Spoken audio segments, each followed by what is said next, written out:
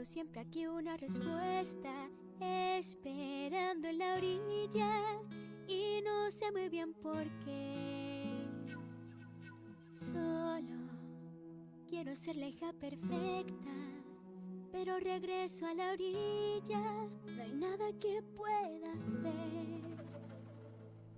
Cada amanecer, cada sensación, cada atardecer, al caer el sol vuelvo a imaginar que hay algún lugar donde debo ir. Veo la línea entre el cielo y el mar enfrente.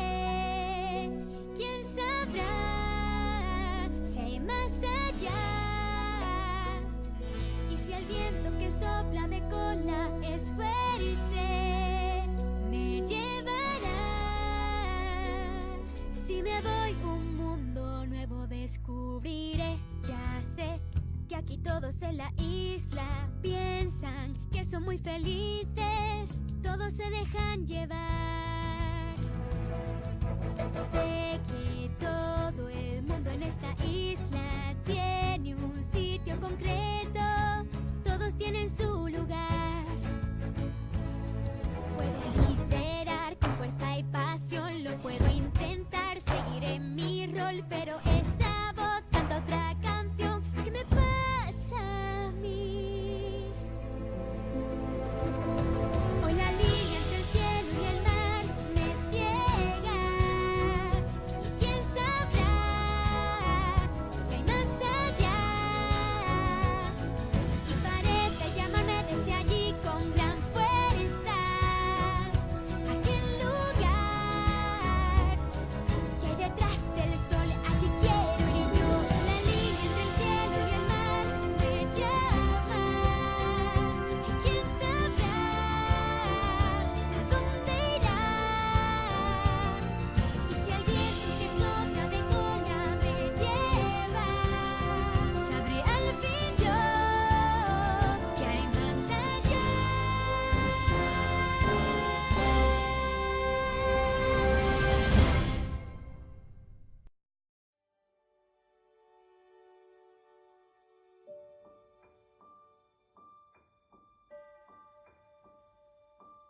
El sol brillará mañana, puedes apostar a que mañana sale el sol.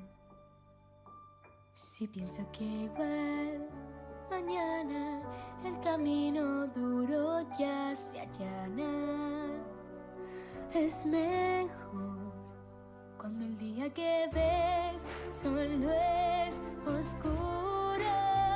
Debes solo sentir, reír, cantar.